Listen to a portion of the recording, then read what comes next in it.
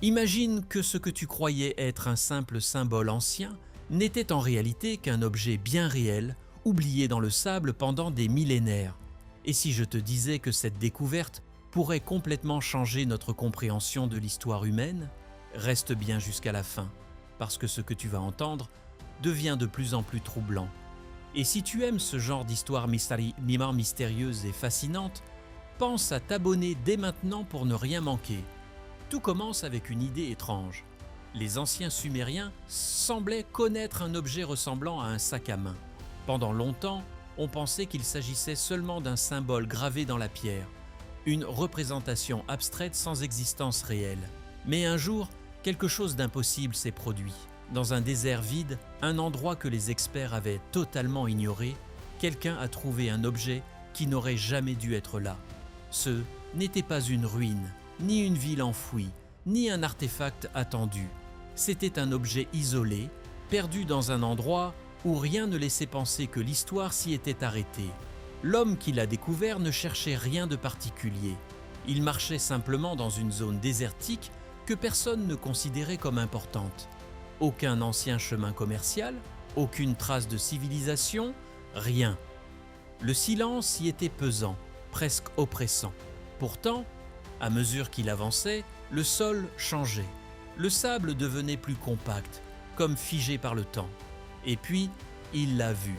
Ce n'était pas spectaculaire, pas brillant ni immédiatement identifiable, mais quelque chose n'allait pas. Une ligne trop droite, une forme trop précise. La nature ne crée pas ce genre de détails sans raison. Intrigué, il s'est approché, pensant d'abord à un déchet moderne. Mais en dégageant le sable, l'objet révélait une forme étrange et surtout intentionnelle.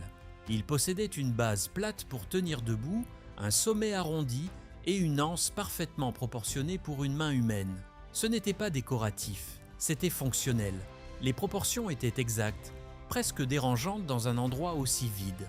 La surface montrait des signes d'usure, de fines lignes, des zones polies par le contact répété. Ce n'était pas l'effet du vent ou du sable, c'était l'usure d'un objet utilisé, manipulé encore et encore. À ce moment-là, quelque chose a changé dans l'esprit de l'homme. Ce n'était plus une simple découverte intéressante, c'était inquiétant. Parce qu'il avait déjà vu cette forme, pas dans la réalité, mais dans des images anciennes, dans des gravures datant de milliers d'années. Plus tard, après avoir comparé avec des photographies et des études, il n'y avait plus aucun doute. L'objet correspondait parfaitement à ceux représentés dans les gravures sumériennes. Toujours tenus par des figures importantes, des rois, des dieux, des êtres zélés, jamais par des gens ordinaires, et toujours avec la même précision, les mêmes proportions, les mêmes détails. Ce n'était pas une imitation moderne, ce n'était pas d'une inspiration artistique, c'était le même objet rendu réel.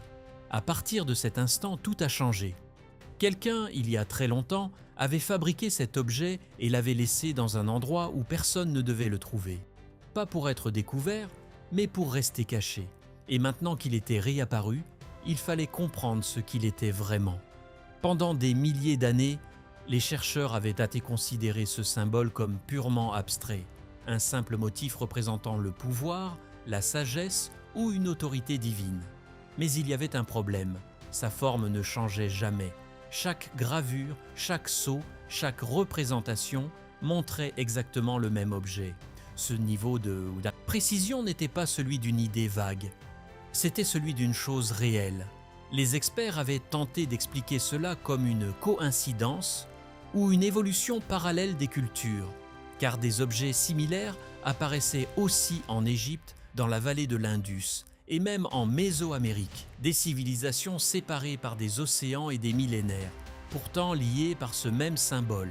Il était plus simple d'ignorer cette connexion que de l'expliquer, mais désormais, ce n'était plus possible. L'objet existait physiquement, il pouvait être étudié, mesuré, analysé, et très vite, les scientifiques ont compris que cette découverte allait bien au-delà d'un simple artefact ancien. Quand il a été examiné en laboratoire, les premiers doutes ont émergé. Était-ce une fraude? Un objet récent enterré volontairement? Mais les analyses microscopiques ont rapidement éliminé cette hypothèse. Les marques d'usure étaient trop complexes trop irrégulières pour être reproduites artificiellement. Chaque rayure, chaque trace racontait une histoire vieille de siècles. Le matériau lui-même posait problème. Il était composé d'argile, mélangée à des fibres organiques selon une technique typiquement sumérienne. Pourtant, ce type de fabrication n'aurait jamais dû apparaître dans cette région désertique. Aucun échange commercial connu, aucune trace de présence sumérienne, c'était une contradiction totale. Les tests ont confirmé que l'objet remontait bien à la période sumérienne ancienne. Pas une copie, pas une erreur, un véritable artefact ayant parcouru une distance immense, survivant à des conditions extrêmes pendant des milliers d'années. Le désert l'avait conservé et caché. En étudiant les marques d'outils, les chercheurs ont confirmé qu'il avait été façonné à la main, avec des instruments simples en pierre. Mais malgré cette simplicité apparente, la précision de sa conception révélait un artisan expérimenté. Chaque détail avait une fonction. Rien n'était laissé au hasard. À ce stade, une conclusion s'imposait. Cet objet était réel, ancien et conçu avec un objectif précis. Mais alors, une question devenait inévitable et bien plus inquiétante que tout le reste. À quoi servait-il réellement ? Parce que si ce n'était pas un simple sac, alors sa fonction devait être bien plus importante, peut-être même essentielle. Et surtout, pourquoi avait-il été abandonné dans un endroit où il n'aurait jamais dû être retrouvé ? Ce qui n'était au départ qu'une curiosité archéologique venait de devenir une énigme profonde, une preuve tangible que quelque chose dans notre compréhension de l'histoire était incomplet, ou pire, volontairement oublié. Et ce n'était que le début. Très vite, les chercheurs ont compris qu'ils ne pouvaient plus traiter cet objet comme un simple artefact, décoratif ou symbolique. Chaque analyse ajoutait une nouvelle couche de complexité, et plus ils avançaient, plus une idée dérangeante prenait forme. Cet objet n'avait jamais été conçu pour être admiré, mais pour être utilisé. Lorsque les scientifiques ont commencé à examiner l'intérieur de l'objet avec des techniques d'imagerie avancées, l'atmosphère dans le laboratoire a changé. Ce qu'ils ont découvert n'était pas une cavité vide, comme on aurait pu s'y attendre pour un simple contenant. À la place, il y avait des compartiments internes, soigneusement structurés. Ces espaces n'étaient ni aléatoires ni décoratifs. Ils avaient été façonnés avec précision, comme s'ils devaient accueillir quelque chose de spécifique. Chaque cavité semblait calculée, adaptée à une forme ou à une substance particulière. Ce niveau de conception indiquait une intention claire. Cet objet avait été créé pour contenir quelque chose d'important. Et pas seulement important, mais potentiellement dangereux. Les mesures de poids ont ajouté une nouvelle dimension au mystère. Même vide, l'objet présentait des caractéristiques qui suggéraient qu'il avait autrefois contenu une matière beaucoup plus dense que de simples graines, de l'eau ou des objets du quotidien. Cela ne correspondait à aucun usage domestique connu. Les chercheurs ont commencé à envisager une hypothèse troublante. Et si cet objet avait été conçu pour transporter une substance spéciale, nécessitant des précautions particulières, la structure interne semblait renforcée, capable de répartir la pression de manière uniforme. Cela impliquait une compréhension avancée des forces physiques, bien au-delà de ce que l'on attribue généralement aux sociétés anciennes. Pourtant, aucune fissure, aucune faiblesse n'était visible. L'objet avait été conçu pour durer et pour protéger son contenu. Ce détail a profondément marqué les scientifiques, car cela signifiait que les créateurs de cet objet savaient exactement ce qu'ils faisaient. Ils ne travaillaient pas à l'aveugle, ils possédaient des connaissances précises, appliquées avec rigueur. Peu à peu, une image inquiétante s'est dessinée. Ce n'était pas un objet cérémoniel laissé au hasard. C'était un outil fonctionnel, utilisé dans un contexte qui demandait précision, contrôle et probablement secret. Les discussions dans le laboratoire sont devenues plus tendues. Chaque hypothèse semblait plus grave que la précédente. Si cet objet avait été conçu pour contenir quelque chose de spécifique, alors cette chose devait avoir une grande valeur. Mais une valeur de quel type ? Précieuse ? Dangereuse ? Interdite ? Aucune réponse n'était rassurante. Ce qui rendait la situation encore plus troublante, c'était la répétition de ce symbole dans l'art ancien. Pourquoi représenter un objet aussi technique dans des gravures, religieuses ou royales ? Pourquoi le montrer systématiquement dans les mains de figures d'autorité ? La réponse semblait de plus en plus évidente, parce que cet objet était lié au pouvoir. Pas un pouvoir abstrait, mais un pouvoir réel, tangible. Un pouvoir basé sur la maîtrise de quelque chose que les autres ne comprenaient pas ou n'avaient pas le droit d'utiliser. Les gravures, autrefois considérées comme symboliques, prenaient une nouvelle signification. Elles n'étaient peut-être pas seulement artistiques, elles pouvaient être des représentations fidèles d'un outil réel, utilisé par une élite restreinte. Et si c'était le cas, alors une autre question surgissait immédiatement. Pourquoi un tel objet aurait-il été caché, perdu ou abandonné dans un désert? Ce n'était pas un objet banal que l'on jette ou que l'on oublie. Sa fabrication demandait du temps, des compétences et des ressources. Sa fonction semblait essentielle. Alors, pourquoi le laisser derrière? Certains chercheurs ont suggéré une possibilité inquiétante. Peut-être qu'il n'avait pas été perdu, mais volontairement dissimulé. Comme si quelqu'un avait voulu s'assurer qu'il ne soit jamais retrouvé. Cette idée a changé complètement la perspective. L'objet n'était plus seulement une preuve du passé, il devenait un message ou peut-être un avertissement. Lorsque les analyses chimiques ont commencé, la tension est montée encore d'un cran. Les premiers résultats étaient confus, difficiles à interpréter. Mais à mesure que les tests se précisaient, une réalité dérangeante a émergé. Des traces de composés inhabituels ont été détectées à l'intérieur des compartiments. Ce n'était pas une simple contamination environnementale. Les résidus étaient trop spécifiques, trop concentrés. Ils indiquaient de la présence ancienne d'une substance complexe. Une substance qui ne correspondait à rien de courant. Les chercheurs ont alors approfondi leurs analyses, utilisant des méthodes plus sensibles. Et ce qu'ils ont découvert a provoqué un silence total dans le laboratoire. La substance identifiée semblait être un composé organique lié au mercure, mais pas un composé ordinaire. Il présentait des propriétés instables, réagissant de manière imprévisible à la lumière, à la chaleur et même à l'air.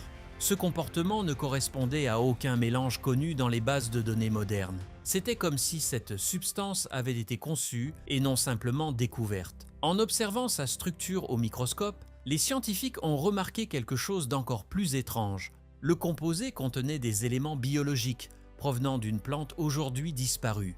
Cela signifiait que quelqu'un, dans un passé très ancien, avait non seulement identifié cette plante, mais avait aussi réussi à l'extraire, la transformer et à la combiner avec du mercure. Ce niveau de connaissance dépassait largement ce que l'on attribue habituellement aux premières civilisations. Et pourtant, les preuves étaient là. Les effets potentiels de cette substance ont été étudiés avec prudence. Les résultats étaient inquiétants. Elle semblait capable d'affecter le système nerveux, provoquant des hallucinations, des paralysies et des altérations du comportement. Ce n'était pas un simple produit naturel. C'était une substance puissante, potentiellement dangereuse, manipulée avec précision. À ce moment-là, tout a pris un sens différent. L'objet n'était pas seulement un contenant, c'était un dispositif conçu pour stocker, transporter et manipuler une substance instable et dangereuse. Et cela expliquait pourquoi il était représenté uniquement dans les mains de figures d'autorité. Seules certaines personnes pouvaient y avoir accès. Seules certaines personnes pouvaient y comprendre son fonctionnement et survivre à son utilisation. Le symbole devenait alors une réalité. Et cette réalité était bien plus inquiétante que ce que les chercheurs avaient imaginé au départ. Si cette découverte était correcte, alors elle remettait en question toute notre vision des capacités des civilisations anciennes. Elles n'étaient pas seulement avancées dans l'art ou l'architecture, elles maîtrisaient tant des substances complexes et savaient comment les contrôler. Et si ce savoir avait existé autrefois, qu'est-il devenu? A-t-il été perdu ou volontairement effacé?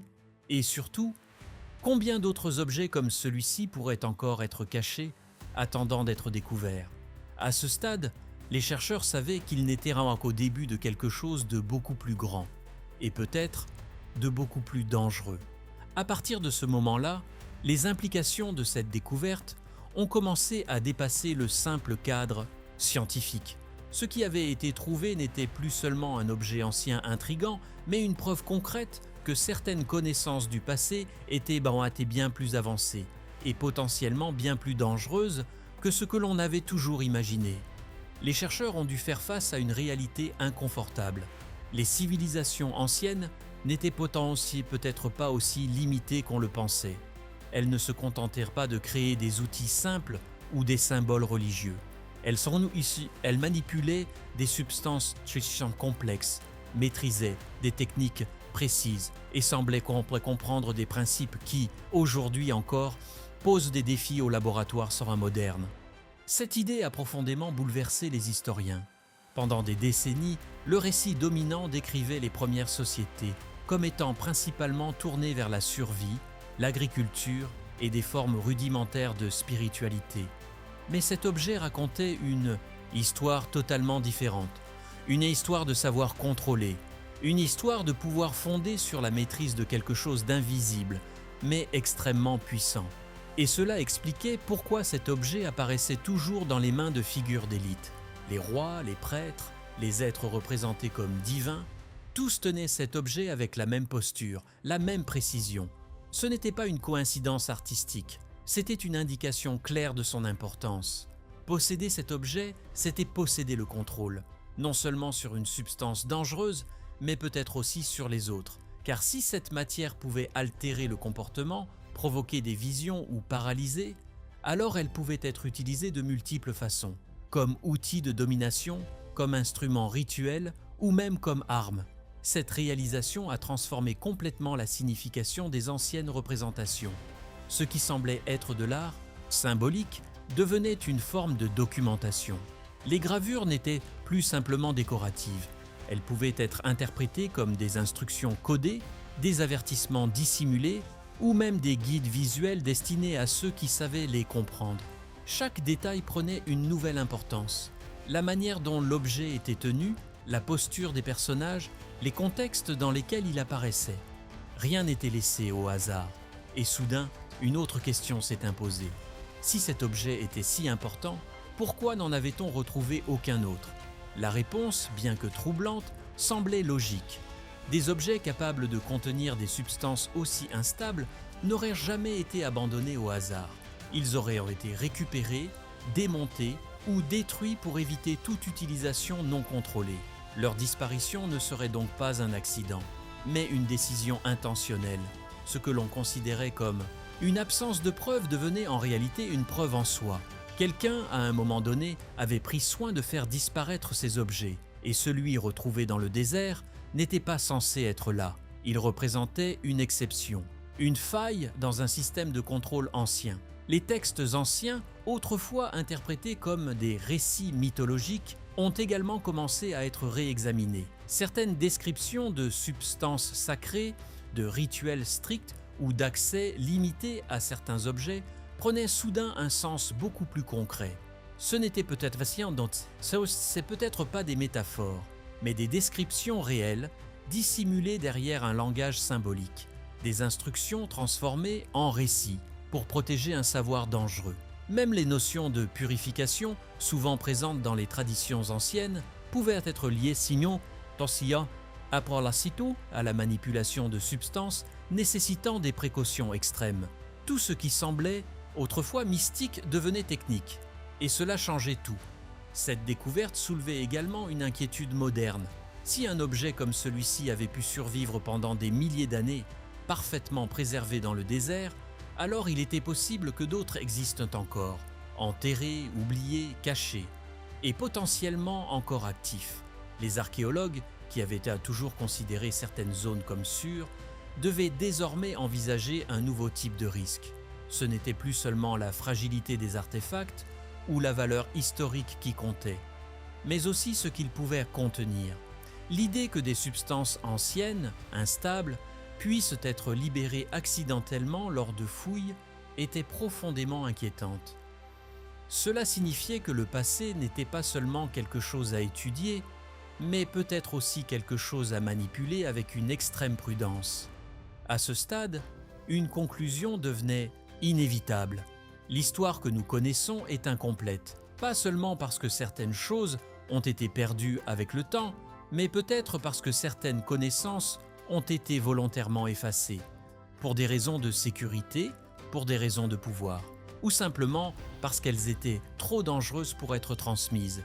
Et c'est là que cette découverte devient vraiment dérangeante, car elle ne nous parle pas seulement du passé, elle nous parle de ce que l'humanité est capable de faire et de cacher. Elle suggère qu'il a existé des périodes où le savoir était contrôlé de manière stricte, réservé à une élite, protégé par des systèmes que nous commençons à peine à comprendre. Et cela pose une question essentielle. Si un tel niveau de connaissance a existé autrefois, qu'est-ce qui nous garantit qu'il n'existe pas encore aujourd'hui sous une autre forme? Peut-être que certaines vérités sont toujours dissimulées. Peut-être que certains savoirs ne sont pas faits pour être accessibles à tous. Et peut-être que ce que nous considérons comme des découvertes modernes ne sont en réalité que des redécouvertes de connaissances anciennes. L'objet retrouvé dans ce désert n'est donc pas simplement un artefact, c'est un rappel que l'histoire est pleine de zones d'ombre, un rappel que ce que nous voyons n'est d'aller qu'une partie de la réalité, et surtout un avertissement, parce que certaines choses, une fois redécouvertes, ne peuvent plus être oubliées. Et parfois, la vraie question n'est pas « qu'est-ce que c'est ?», mais plutôt « était-ce vraiment censé être retrouvé ?» Si cette histoire t'a intrigué, laisse un like, partage la vidéo et dis-moi en commentaire ce que tu en penses. Est-ce que tu crois que ce genre de connaissance a vraiment existé ou qu'elle existe encore quelque part aujourd'hui? Et surtout, reste attentif, parce que ce n'est peut-être que le début de découvertes encore plus troublantes.